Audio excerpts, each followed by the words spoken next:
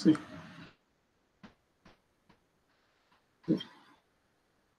Okay. Yeah.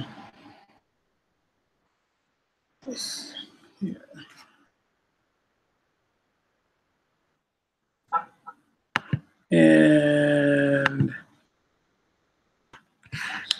move that out of the way. All right, so I am here, guys. I'm back. Sooner than I thought. I actually thought I was going to do this on Monday, but I decided I would do it tonight. And I'm going to be talking pretty much about YouTube and ideas, suggestions, plans for this year, for 2018, and things of that nature. Also, just about YouTube itself, some of the things that are going on YouTube.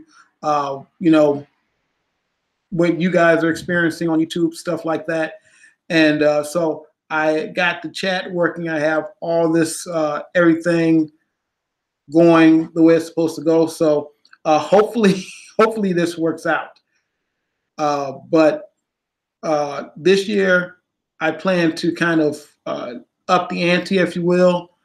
I talked about in some of my other videos, I talked about getting more content up here. And for the last probably about a year and a half, I've been kind of neglecting the channel. I've been doing a lot of stuff on my vlogging channel, and I really want to kind of go back to merging the two. I was doing that stuff on the vlogging channel to kind of keep the vlogging stuff and this channel separate. And I think I want to kind of combine these things. I want to kind of unify them again. I think that's going to be a big theme of 2018 is unification, as far as everything that I'm doing, getting it all to kind of converge into one thing. So talking about the YouTube stuff, talking about the books and things like that. And so that is kind of my plan for this year. So that's going to be kind of the main goal. So what I'm thinking right now is thinking about moving some stuff over. And I'm going to kind of, before I really get in depth in this, I'm going to kind of wait for more people to get into the chat or get into the, to check out the broadcast. But that is something that I'm planning on doing. And basically, I talked about this again in one of my other videos about how basically how it seemed like YouTube was trying to demotivate people, trying to demotivate those who were just, you know, people who were actually trying to make the content. It seemed like YouTube was just, I don't know, just kind of going out of their way to demotivate the creators. And that became an obvious problem. You know, you had a lot of people on YouTube who were here and just kind of doing their thing. They were, you know, just doing what they could to try to kind of make it. And that became, messed up there. There we go. They were just doing their thing to, their best to make it on YouTube and make content for the platform. So they're doing this, they're doing, you know, whatever they can to put this content out. And they're trying to not only just put content on the platform, but as they're putting the content out, they're expanding their content. So you're getting better and better content.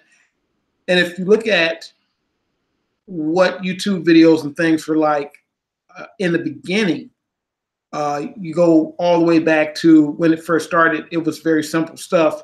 And let me not hit the microphone there. There was very simple stuff. And now you have a ton of stuff. And people, the expectations of a YouTuber has grown. It's like yeah, you know, you can record something on your phone and put it on YouTube, and that would be fine. But even that, I mean, if you look at just the quality of cell phones and things, the quality of the type of images and stuff you can get from those phones, it's just a higher quality. People are expecting higher quality from YouTube. So the very YouTuber, the just the ordinary person of today, the ordinary teenager, ordinary kid, ordinary person uh, who would be doing this kind of thing, you know, they themselves have upped the ante, if you will. I mean, like kids today, they're doing this stuff while they're in high school. This level of stuff is the kind of stuff that I was doing back in college. You know, for me, this was college level stuff. You know, back in the day, we weren't doing this kind of thing at this level. So it seems kind of interesting to me that after all this time, now YouTube is doing all this stuff to kind of disrupt, you know, the thing that they created. So that's something I think, you know, something I think we should be talking about as a platform. And I don't know if it's going to be something. Oh, hey, Jack's over there. I don't know if it's something that we should. Yeah, and there's not really much we can do about it because of the fact that, you know, obviously it's their platform and it's their stuff. Hold on, just a second here. For some reason, I am not seeing. I'm not seeing the chat. So let me see exactly what's going on here. Why I'm not seeing the chat here. Let's see. Okay, there's the chat. Or let's see. Okay. All right. I don't know why I'm not seeing the chat. So what I'm going to do is I'm going to actually have this playing over here. So, all right, now I'm seeing the chat where I'm actually watching myself as I do the stream. So for some reason, the chat's not actually working the way it's supposed to work. So let's see. All right, so all right, but yeah, you know, like Jack, like you're saying, you're talking about feeling demotivated. Yeah, it is demotivating. I've been feeling that way for the last year and a half. So I was just uploading. Kind of as I felt like it. You know, I had a pretty consistent schedule in like 2014, 2015, around in there. I was pretty consistent in my upload. So I was uploading as much as possible and trying to get stuff out here. I've got email and stuff coming through. So I'm going to try to shut that off. But I was trying to do as much as I could to really upload and put out great content. And there's a point in time when it just kind of, and you know, this is around the time when people were uploading and losing subs and just all kinds of insanity was happening. And I don't know, it just seemed like YouTube was trying to, I don't know if they were trying to police the community or what. Let's see, in 2015, it still felt like YouTube. Yeah, you know, you still could kind of work the system. You can kind of do it now, but it seems like everything that you can do or everything that you could do, they're trying to find a workaround. There's really only so much that you can do. Oh well, let's put it like this. And one thing that a lot of people forget is that YouTube is mainly Google. It's a search engine, and it works like a search engine. So the way you could kind of work the system was obviously by creating content that was very popular You had your trending topic content, stuff like that. That was the stuff that was very popular. And what was happening was obviously people learned how to use the keywords, use the titles of their videos and things like that to really get in those, really get in the search, to really get up there and get out there and, get in front of people. You could get in front of people very easily back then. And it was still a struggle, but people were able to do it. And the finances were better. So you had more money coming in. And hold on just a second. I'm trying to shut something down here. Let's see. Just letting this person know I'm live streaming. So let's see.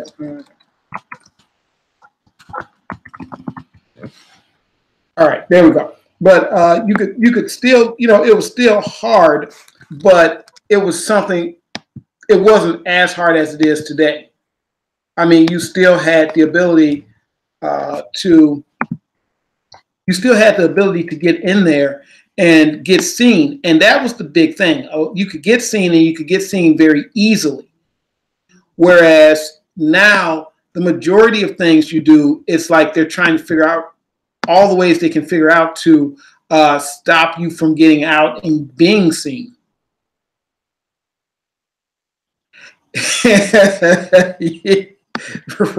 right. And it's funny that you say that.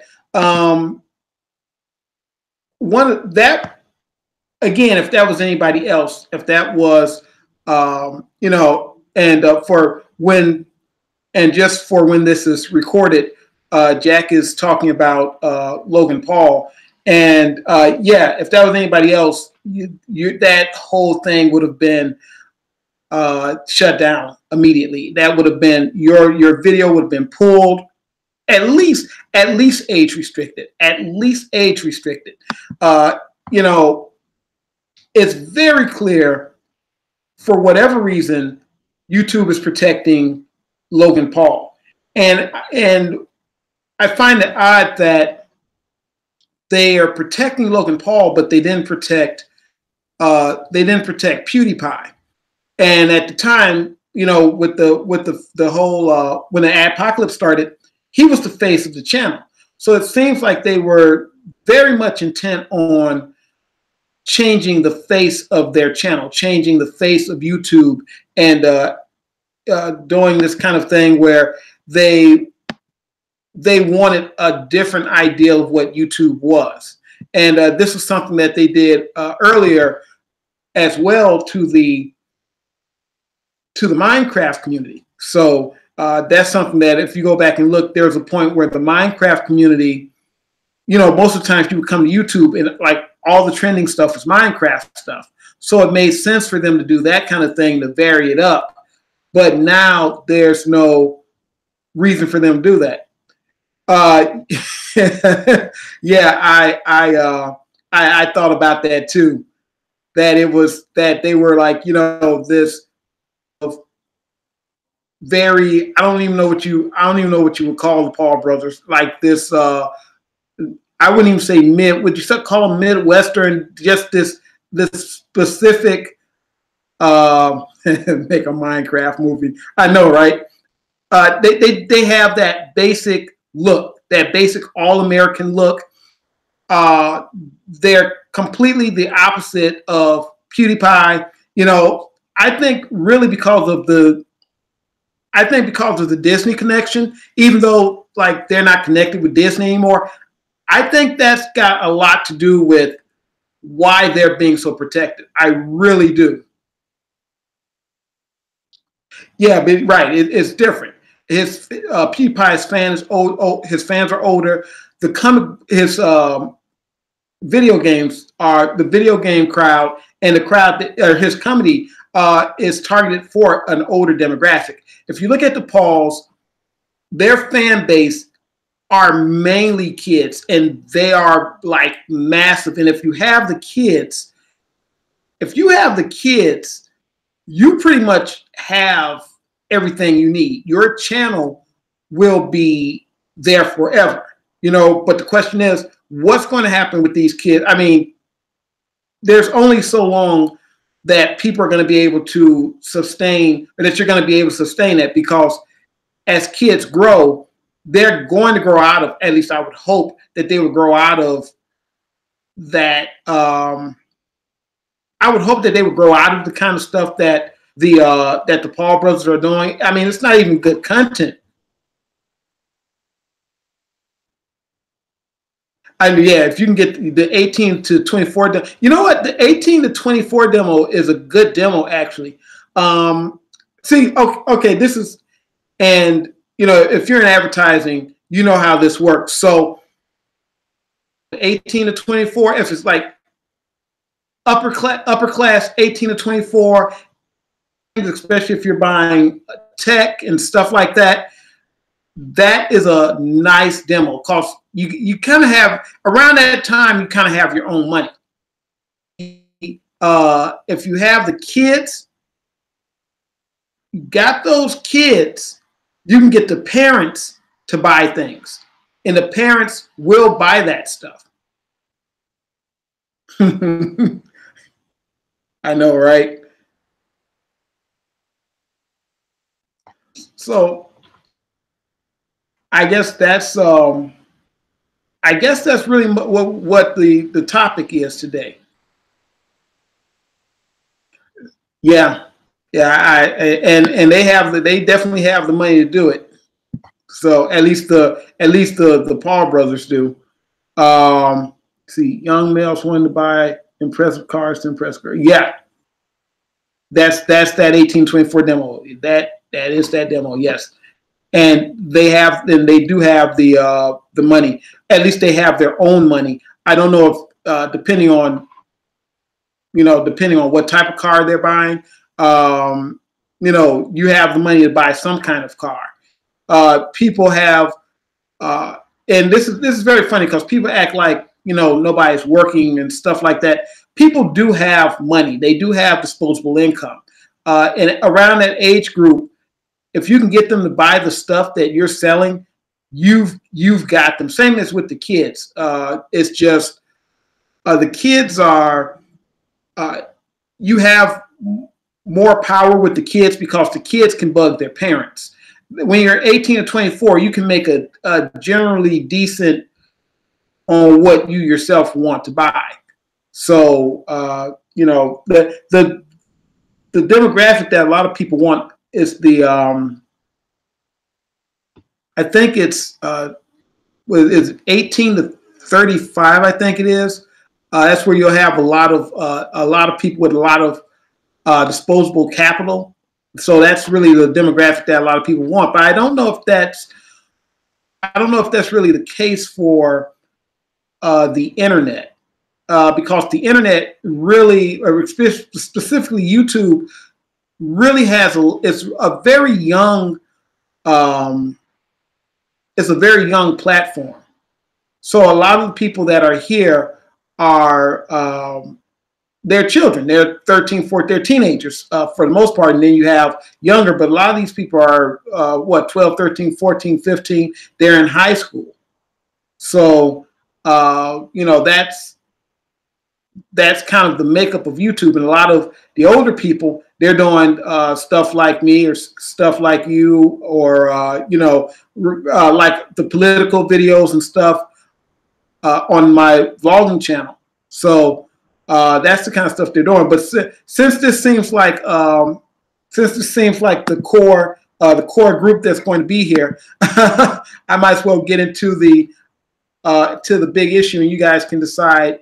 You can tell me what you think about this as a concept. And I'm assuming that the other person who's watching, I assume they've seen my channel before too, so they'll probably know. So effectively, the 1217 demo was paid for by the, yep. The 1217 demo is paid for by the 25 to 34 demo. Yes, that is true. Yep, that's how that works. But as far as this channel is concerned, my plan is to move the vlog from the vlogging channel over here, and to kind of keep it, make it a little bit more tech related, tech and camera related, kind of like I was doing action filmmaking, except I want to make it, all the stuff that I was doing, I want to make it into one thing, kind of make it, let's just say like the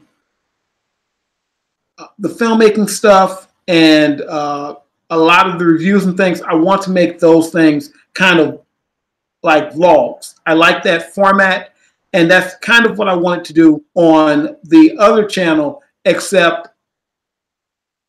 more political on the other channel, which is why I did that other channel, so I could do the political stuff and kind of keep it separate from the main channel. And the reason for that was obviously, you know, I didn't want YouTube having let's see, so what would the other channel be for? Well, the other channel would mainly be for the political stuff. So it would be more like the Blackout Burn Nights, you know, stuff like that. If I want to do a political thing, it would be, which is that's how it started. We had the Blackout Burn Nights channel. It was itself, but I wasn't doing political videos as much. So since I wasn't doing political videos as much, it just didn't get a lot of content. And I figured instead of splitting the channels up like that, it was actually taking away from the content that was making this channel kind of big, because it was actually political content, somewhat political content that got a lot of fans over here, aside from the movies and things like that. So, but you see, originally I sub for Blackout Burn Nights. The political stuff is mostly what I'm interested in. Yeah, I'm actually going to keep doing that, but mainly on the vlogging channel and in the Breakfast Club videos. I'm going to do it that way. So people who are actually looking for that content, that's mainly what they'll be getting. They'll be getting that kind of content, and people who are looking for this more entertainment style content, and the informational style content, they'll be getting it on this channel, because that's one of the things. Like if you notice on the vlogging channel, there's a lot of like I'll do unboxings and stuff like that, and that's really stuff that should be on this channel. I was thinking about moving drawing board over there, and then I started thinking about the fact that that is more of a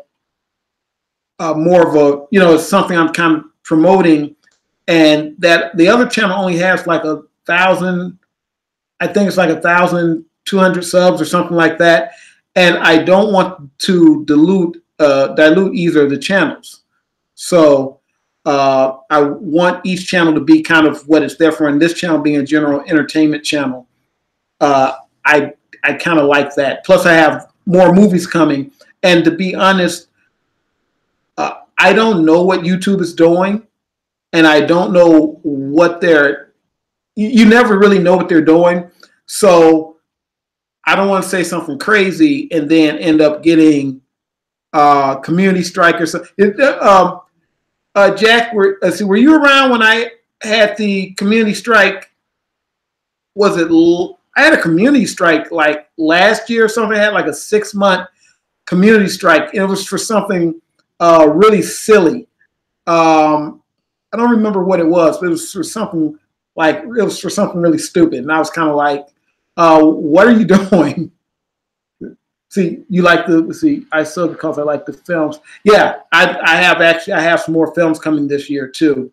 Hopefully I have like about 4.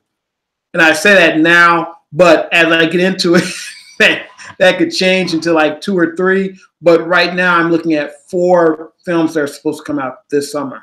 So yeah, so you remember the community, right? And when I had the community strike, I couldn't.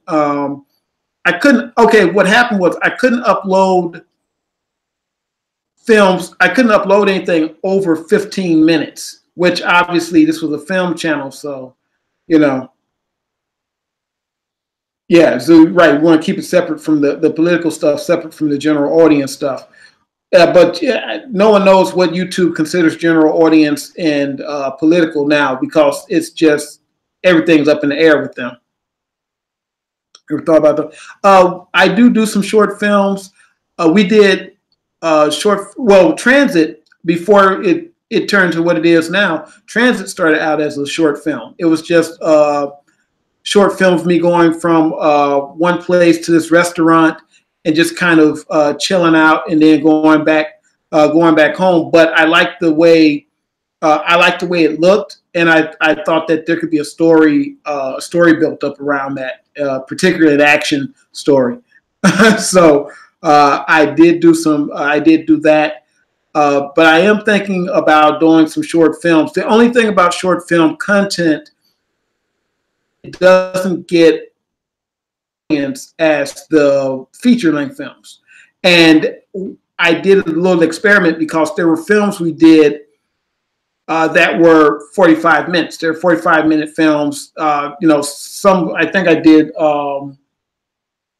15-minute film. The accelerated film, that was 15 minutes.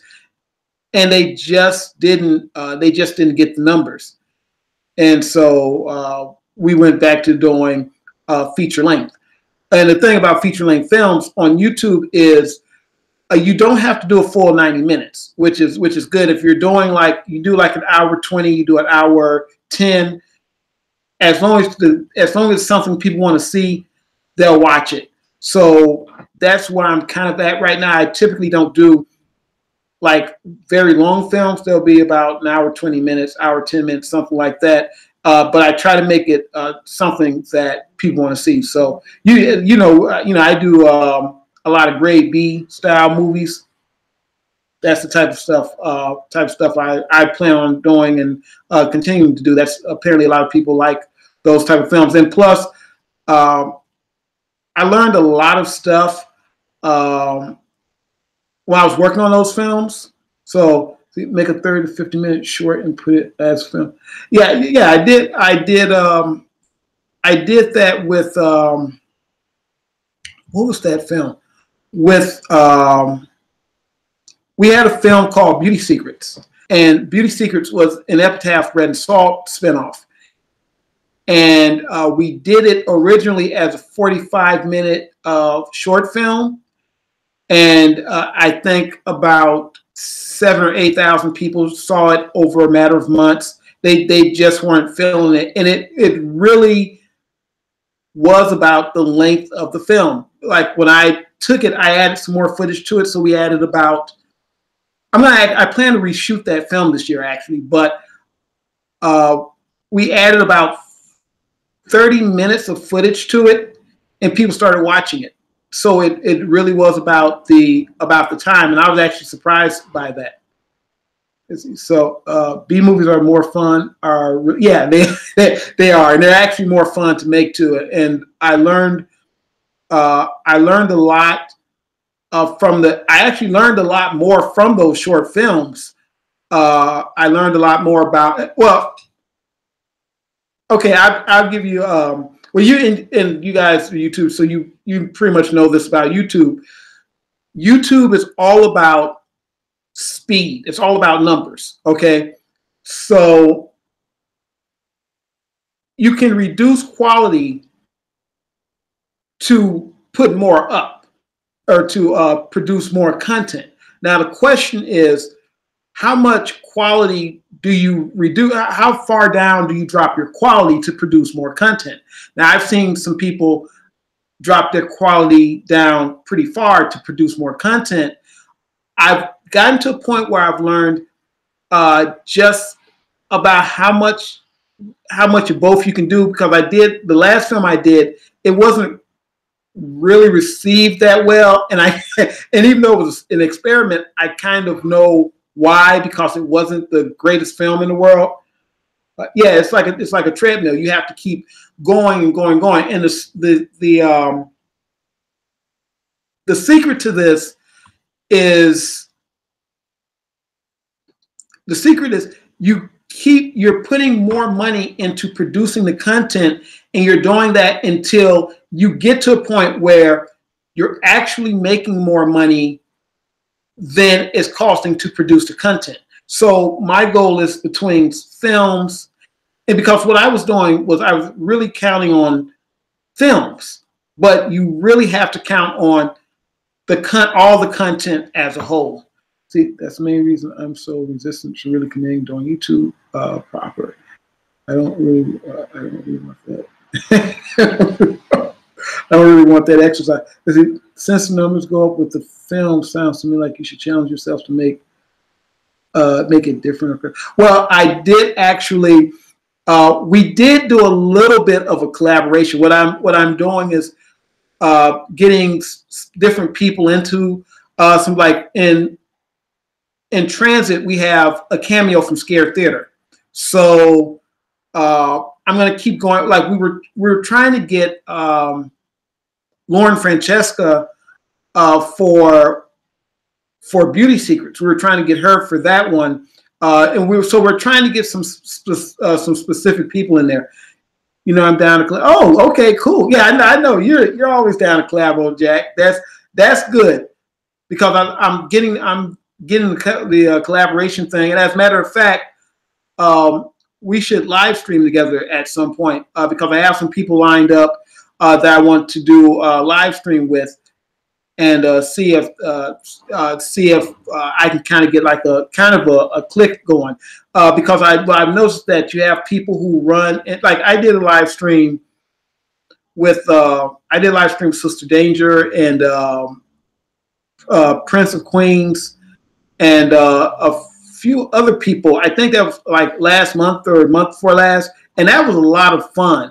So, and it was great that Prince of Queens was in there. So, because I had seen him like on live streams and stuff, I was like, hey, I know that guy. Yeah, we could do that. And so we have like a lot of stuff we can talk about. I have another the girl Ari. I have her lined up too. We're supposed to live stream at some point as well. So, the Sister Danger live stream is on her channel. So it's like it's me, Sister Danger, Prince of Queens, and there's another guy there. I forgot his name, but that's there. Those numbers, Epitaph was the best. Yeah, I'm definitely going to be doing more action films, and there's some Epitaph spinoffs that are coming, because we have to do Abiding Lilith and Beauty Secrets. We're redoing Beauty Secrets, as a matter of fact. We're still going to do it the same way, where it's going. This is my thing with Beauty Secrets. We're going to take that same idea of doing it in a short amount of time. So I want it done in like 3 days. We did the original Beauty Secrets in 1 day. So taking what I know from that, I want to do 3 days for this shoot, and break the film down that way. And then I think we'll have a solid, like an actual quality project. I'm probably going to use the same patients and everything too, as a matter of fact. See, but yeah, we do plan to do more action films and more Epitaph movies, definitely. And have you checked out the Epitaph Heat Nova 1? Have you checked out the Epitaph comic book? That's out right now. Epitaph Bread and Salt comic is out. See, I'll look it up. Sounds like super fun. Yeah, it was. With that live stream, that was a lot of fun.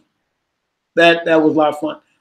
See, but yeah, so I also plan on doing more live streams, and hopefully really kind of getting into the flow of this live streaming thing, because I think that was was there any other live? I think that was the only live stream I did. I did a few tests.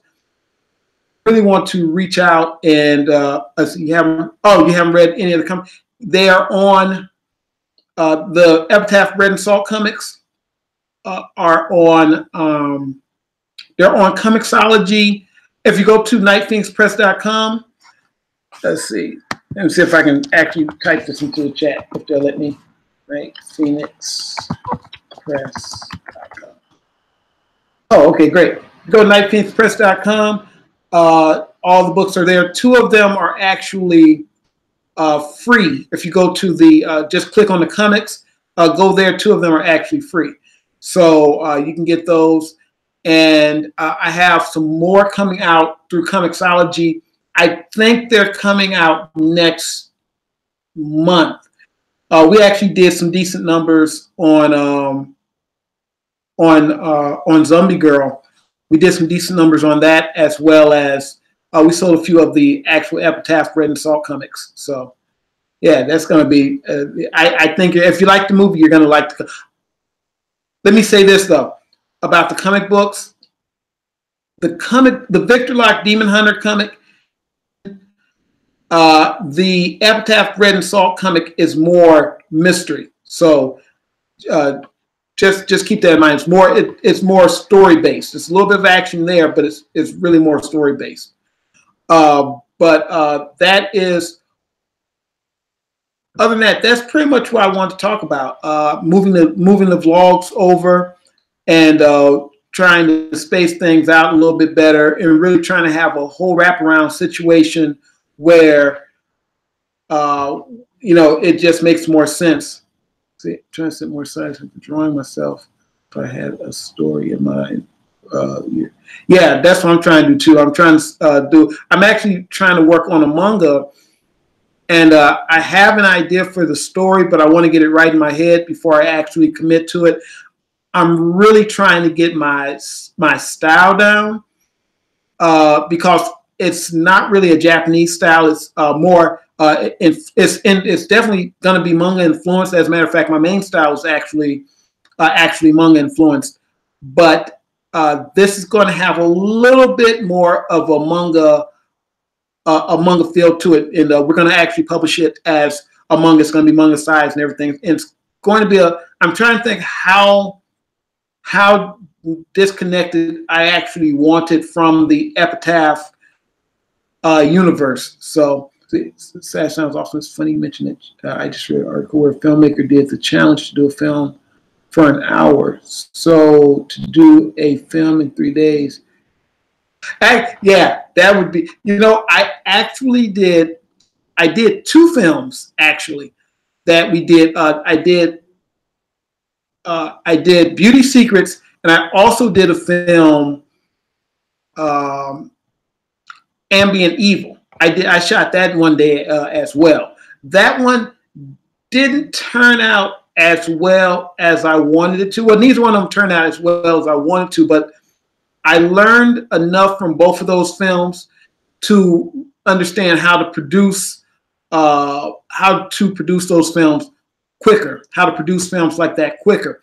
And that's what I want to do. The only thing about it is if I'm doing a film that is very specific, like an Epitaph film or something like that, that has a lot to do with the books or something like that, that's actually going to take some time. But I have a lot of little ideas that I can do, that I can shoot in like 2 or 3 days.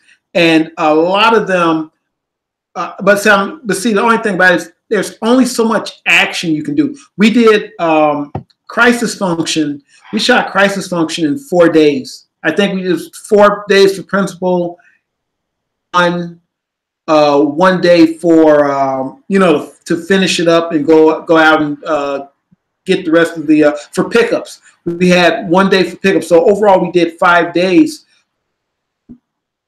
We did 5 days for Crisis Function, and Crisis Function is still one of our most watched films. It's one of our most watched and most liked movies. So I did want to do. We're working on Crisis Function Awakening now. And we're working on that, and that's something I want to again up the ante with that. So we're taking a little bit more time for that film, and you're going to be able to see that film on multiple outlets because I'm going to have it, and the actress, she's going to be doing some stuff with it as well. So the main actress, she's going to be showing it and things like that as well. So it's going to have a lot of play. And the other films I have in mind. The other films are going to be horror films, maybe with a little bit of action in there, or they might be. They're going to pretty much be genre films. So I definitely want to get that stuff out as well. So that in the comic books, it's going to be a busy year. Obviously, you guys know about action camera filmmaking, so I'm going to be publishing more stuff like that. I don't know if it's going to be this year, but soon, hopefully. Let me see some. Let's see some horror. Yeah, we're gonna have some horror. I think I want to. I think it's going to be some more kind of ghost and stuff like that. I tend to lean toward that versus the slasher horror, but I might mix it up a little bit. Might mix a little bit of slasher and supernatural and stuff in there.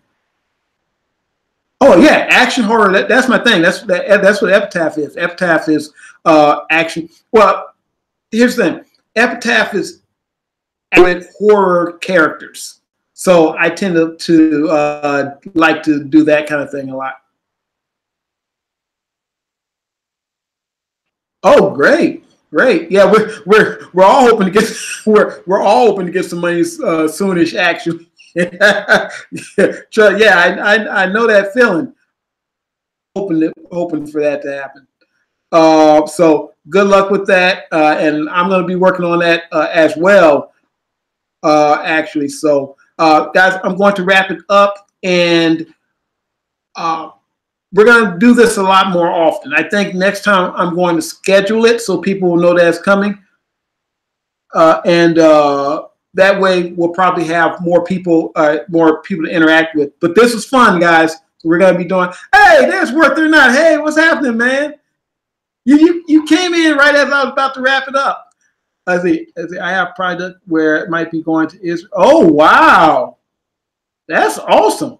You should. You know what? You should do a what's in my bag video. Like whenever YouTubers are going out of town, they do like a what's in my bag video. Do like a what's in my bag video, and like have it uploaded like after you're there. So, but Worth or Not, I'm going to schedule next time, and we should live stream together too. I think you and I would be. Oh, everybody's coming in after. All right, you know what, guys? Give me actually, you know what? Give me a few minutes, and I'll be back. I'm going to cut the stream. Everybody's here. I'm going to start a second stream. So anywhere.